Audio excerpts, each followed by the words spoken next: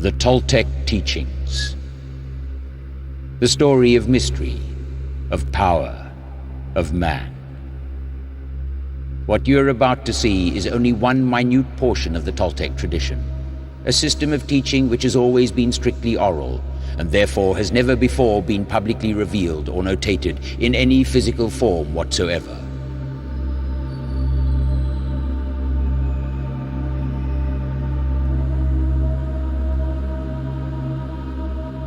That which follows here is a transcript taken from the personal and non-material archives of those who have ever guarded the Toltec tradition from time immemorial through to the present day.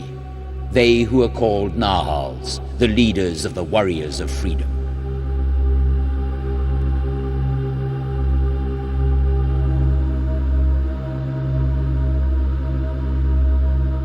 The Toltec tradition is a vast and mighty system of teachings, ancient beyond belief, dating back to a time before time was understood and measured as it is today.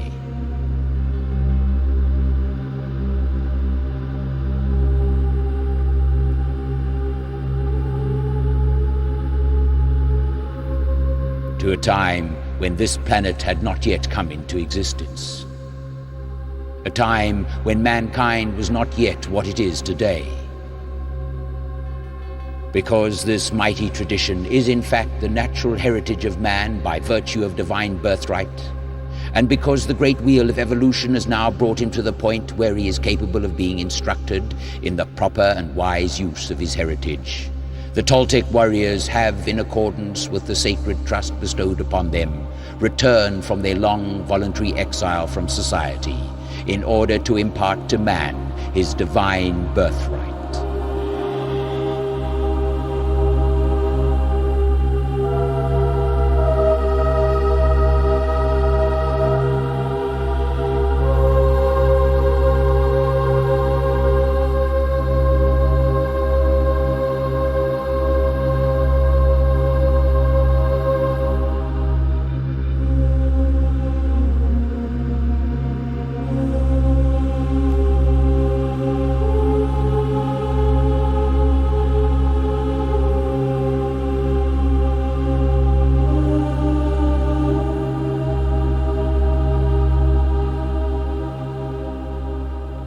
This is man.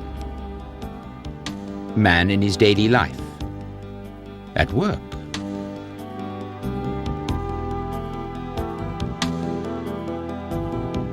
Relaxing.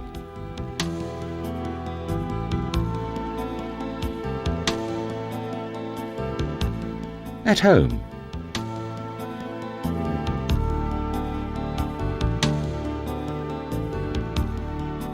At leisure.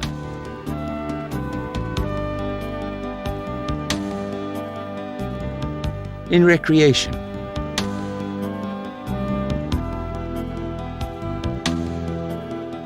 But what is man?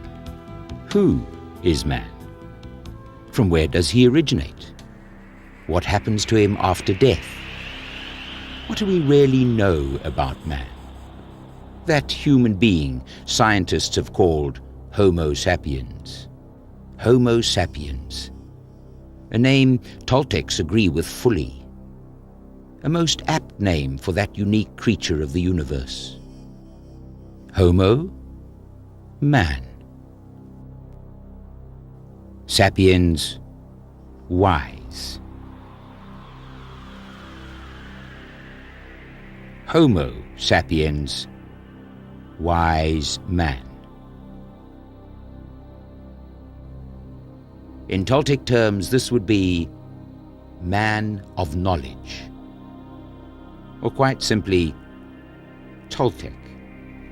Toltecs maintain that man is, according to his true nature, a creature of the universe, whose destiny it is to gain and to refine knowledge through practical experience upon the physical plane.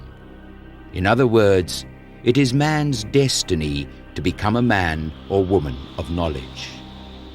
Those men and women who do not yet know their true nature are referred to by Toltecs as human beings.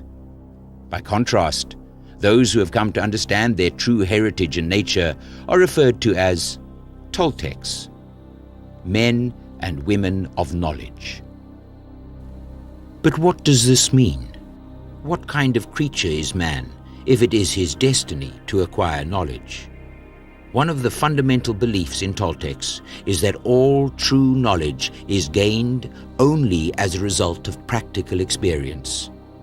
If this is the case, then all knowledge must, of necessity, arise from the act of perception. This is a perfectly good and logical assumption, provided, of course, that we understand what constitutes perception and how it functions within that creature we call man.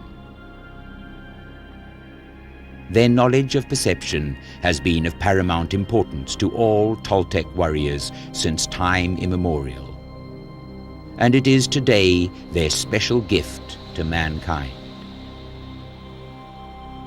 However, before we can understand this knowledge that Toltecs bring us, we must first understand man's essential nature according to the Toltec definition of man.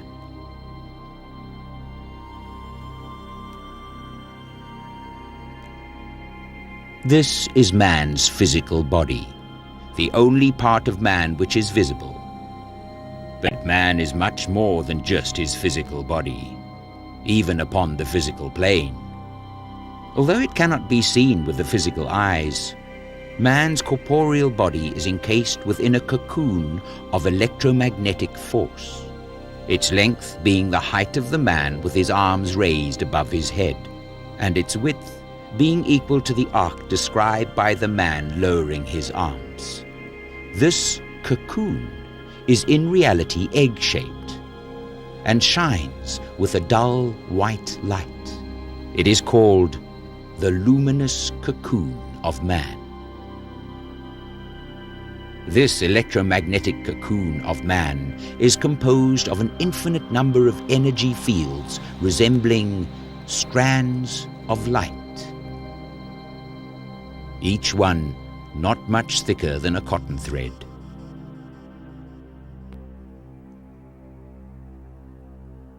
Each thread of light is composed of an infinite number of minute energy fibers, which are the electromagnetic responses, or relationships between the atoms in the energy field.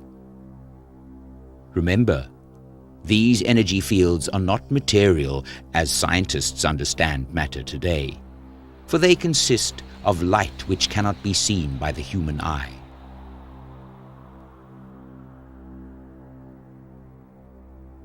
By far the most interesting aspect of man's luminous cocoon is that mechanism within it which brings about the act of perception.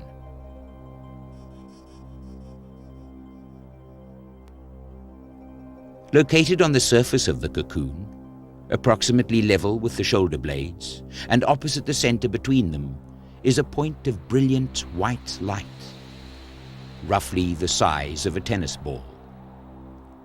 This point of brilliant white light is in fact the life force as it manifests upon the physical plane within the luminous cocoon of man.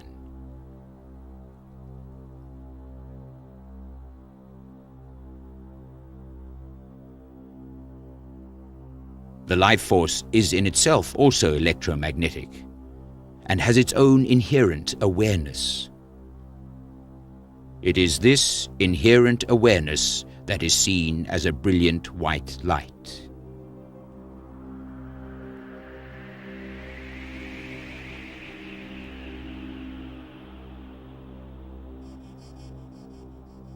The awareness or brilliance of the life force illumines any energy fields it comes into contact with, Since these energy fields are no thicker than cotton threads, it means that obviously an untold number are lit up in this way.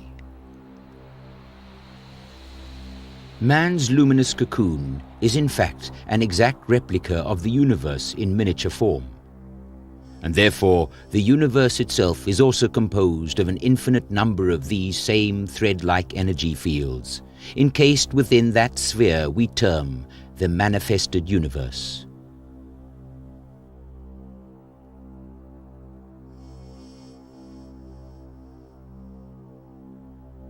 The amazing fact about these energy fields is that when the life force in man extends its light beyond the luminous cocoon, it lights up also those energy fields in the world around us, which correspond with those it is lit up within the luminous cocoon.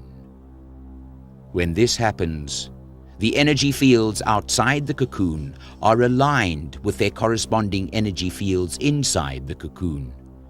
And this phenomenon is what causes perception to take place. The only energy fields which are perceivable are those which are illuminated by the life force. And it is because of this fact that the life force is called the point where perception is assembled, or quite simply, the assemblage point. The assemblage point in man is always roughly located in the spot shown here, although the exact location does differ slightly between one individual and another.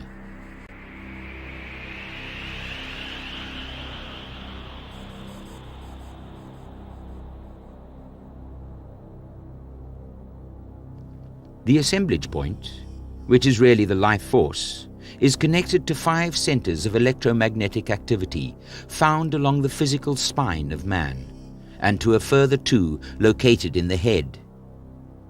These centers are known within most of the Eastern religions as the 7 chakras, shown here in approximation of coloring. Toltecs call them simply the 7 physical centers.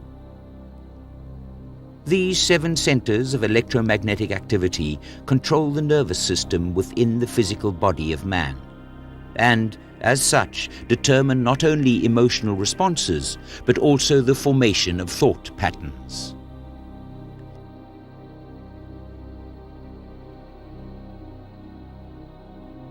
Each of these centers has its own specific parameters of electromagnetic vibration, or band of frequencies.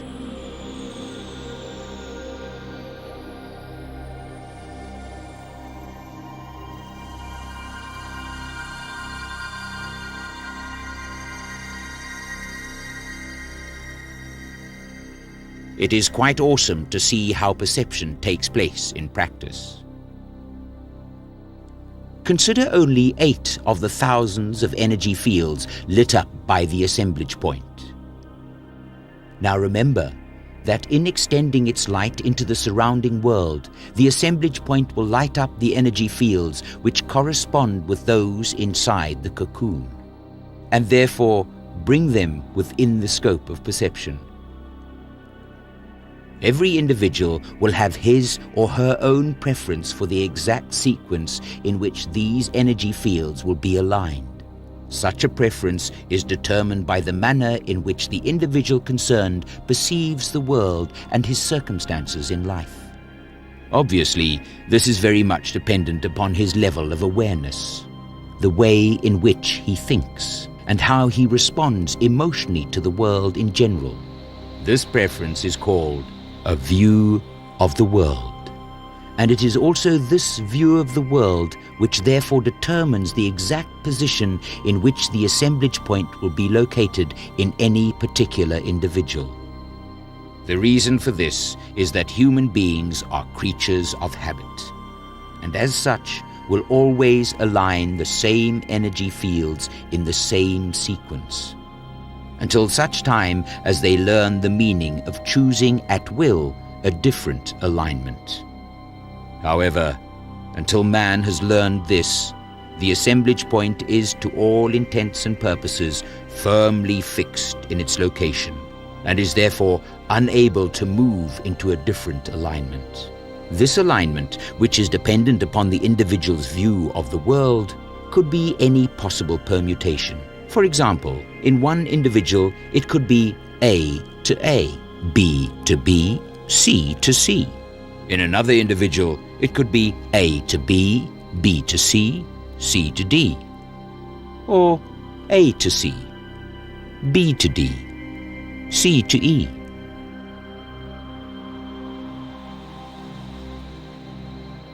In fact, considering that there are thousands of energy fields available, the possible permutations are truly infinite.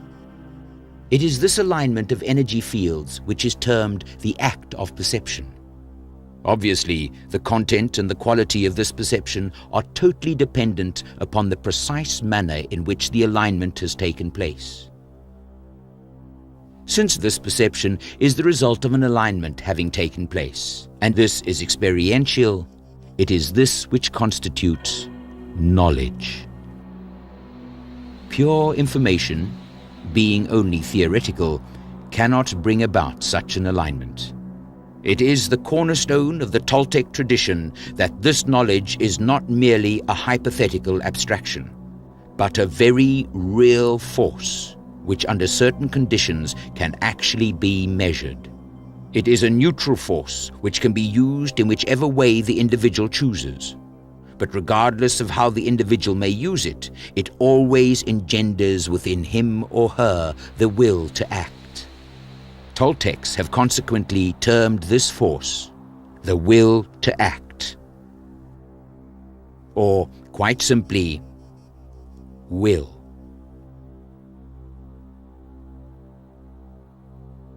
Because of its inherent ability to motivate action, this force is also termed personal power. Obviously, a certain amount of the will, or personal power, generated during the act of perception is used immediately after perception has taken place for placing the actual perception within its relevant spot within one's view of the world. Such placement is an emotional response to what has been perceived. In this respect, it should be explained that all perception is based primarily upon emotion. In that, whenever perception takes place, the immediate response to it is emotional. And it is this emotional response which in turn sets up a reaction in the rational mind. Let us look at how this actually takes place. But in doing so, we will for the moment confine ourselves to only the reaction between two human beings. The assemblage point is the life force, which has its own inherent awareness, and therefore, when John perceives Mary, it means that his inherent awareness has aligned his energy fields to correspond with those energy fields which constitute Mary's presence. What in effect is happening is that John's awareness has extended beyond his luminous cocoon, via the energy fields which his assemblage point has aligned. In this case, Mary's presence. John's awareness, which is electromagnetic by nature, is conveyed along the electromagnetic impulses within the energy fields themselves, namely the fibers of the energy fields. This is much the same as the way in which electricity is conducted by the electrons in a wire. The transmission of John's awareness sets up a primary current within the energy fields and is termed perception, which, as we saw earlier, produces will or personal power. Of course, Mary is perceiving John in exactly the same fashion, and where the primary currents of their perception meet, a secondary force or current is established. This current, or force, is a volatile mixture of the personal power of both John and Mary, and once established, this secondary force then flows back to the two observers and is perceived by both as that force which we term emotion. This emotion will have the effect of triggering off certain thought patterns. The actions which will follow from both John and Mary are determined by the relationship between their thoughts and emotions in that moment. In other words, action is dependent upon the thought patterns generated by those emotions sparked off during the act of perception. The quality or nature of the thought patterns generated are determined by the actual rate of vibration or frequency of the emotions generated.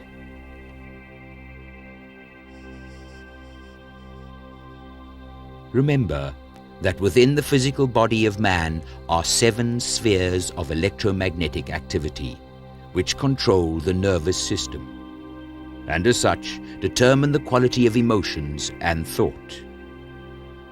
Each of these centers has its own specific band of frequencies.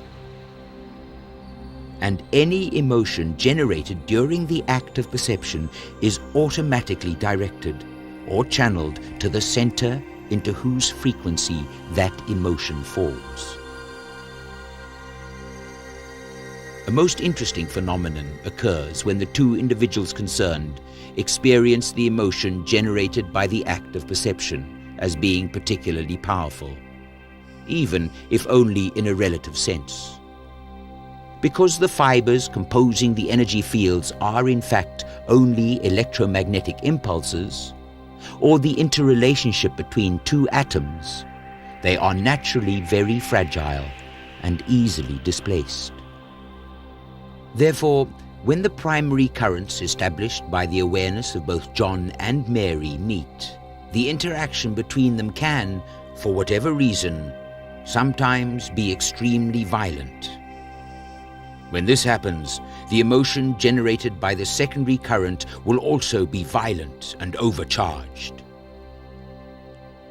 The overall effect of all this is that some of the fibers from both John and Mary will become displaced. And therefore, when the secondary currents flow back to the two individuals, not only will they be highly charged emotions, but the currents will also carry with them these displaced fibers.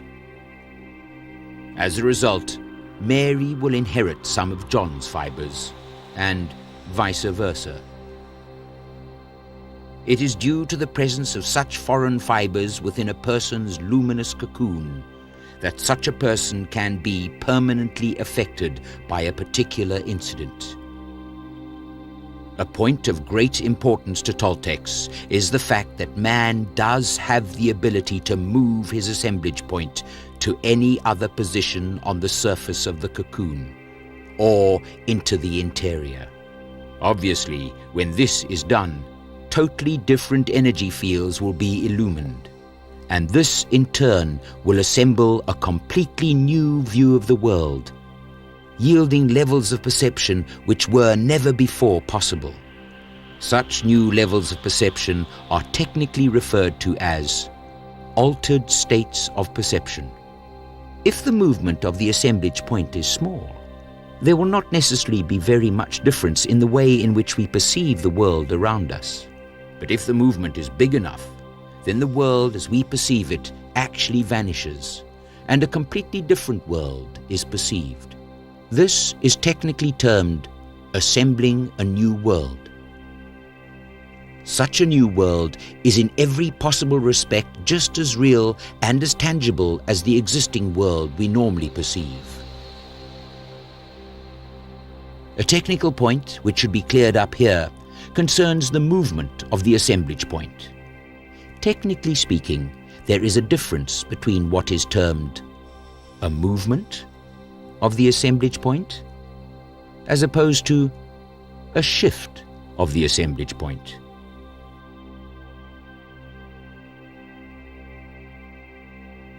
A movement of the assemblage point is merely a rotation of it whilst it remains in the same location. This is much like turning the dial of a tuner in order to access another radio station. What, in effect, this means is that by moving or rotating the assemblage point, the energy fields which are lit up by the assemblage point are brought into a different alignment. This is, of course, only in a manner of speaking, for it should be realized that it is not really the assemblage point as such which is rotated, but rather the energy fields themselves, so as to bring about a different alignment with the energy fields outside of the luminous cocoon. Once again, it is clear to see that because of the huge numbers of energy fields that are illuminated by the assemblage point, the possible number of different alignments which can be achieved in this way are truly phenomenal. Every time a different alignment is brought into play, the result is, of course, a different view of the world. And this means that once an individual can, so to speak, move the assemblage point to bring about different alignments of the energy fields at will, he can also, in effect, choose any view of the world which is appropriate at that moment in time. This ability to choose a view of the world which is appropriate to the occasion is termed sobriety, or clarity, as it is sometimes called.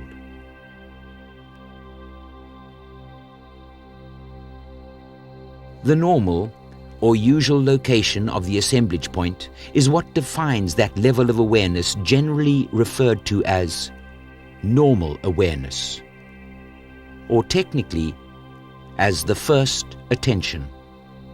Therefore, it is clear to see that sobriety or clarity, although a considerably enhanced level of awareness, is still well within the scope of normal awareness. This is so because the assemblage point has not yet been shifted from its normal position. What this means is that even though different alignments can now be brought into effect, these alignments are still only using the same energy fields which have always been in use. These energy fields which have always been used are termed the known. However, when the assemblage point is shifted, it is relocated to a position which automatically excludes normal awareness.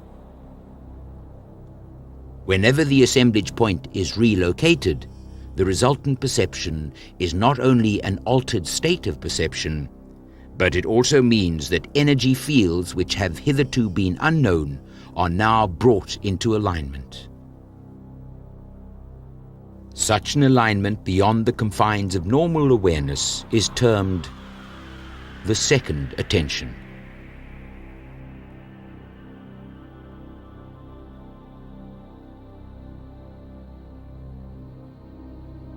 It stands to reason that this must necessarily take place within the realm of the unknown.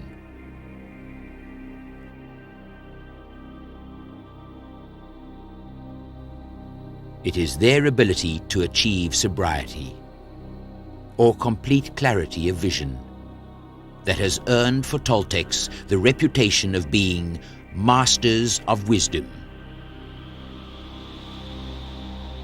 On the other hand, it is their ability to enter the unknown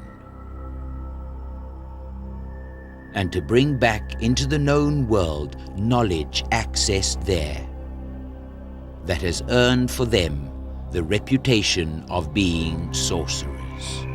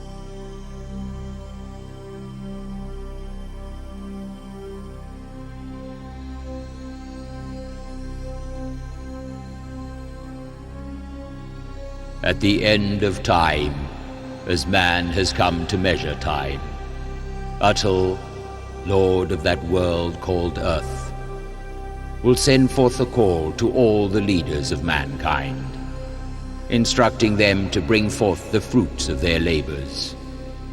For upon these fruits shall rest the future of that troubled world, planet of sorrow, beautiful dark gem of the universe, destined to shine like as unto its sister, the bright planet of dawn. Upon the call having been sounded forth, the first men who step forward to display their wares are forceful men, who bring forth the great abundance of fruits that dazzle the eye and cause the mouth to water. But as these fruits are brought to bear upon the scales of justice, a great and terrible darkness descends over all the earth. For these fruits were conceived within the dark recesses of the human mind. Atul, Lord of the world, passes no comment. Only a silence reigns within the darkness.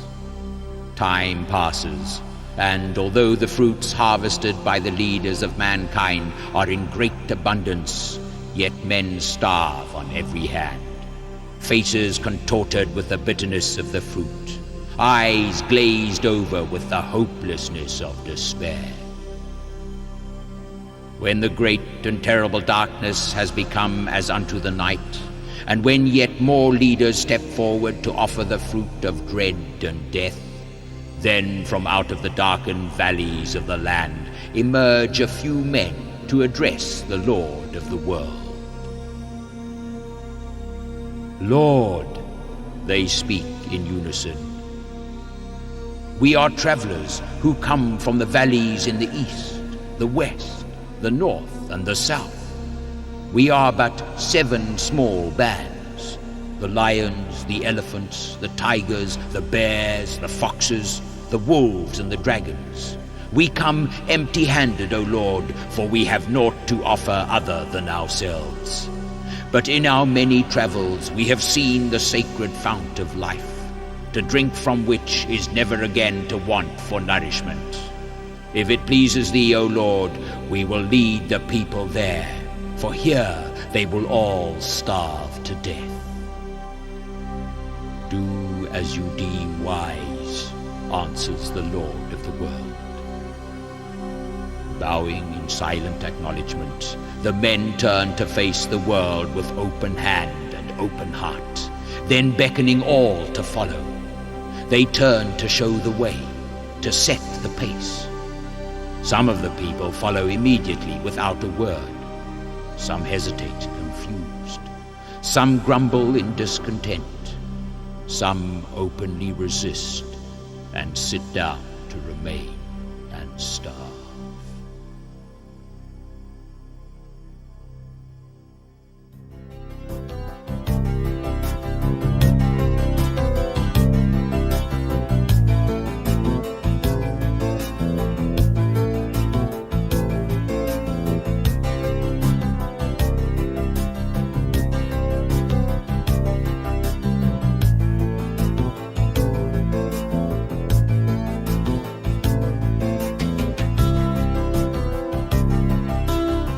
The contents of this video are based upon the Toltec teachings, as given in the book Return of the Warriors by South African author Teun Mares, Nahal of the Toltec tradition.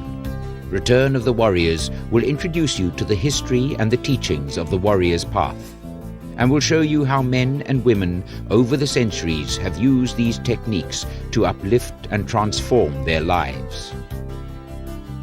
Return of the Warriors is available in most of the leading bookstores. Alternatively, contact Lionheart Publishing directly.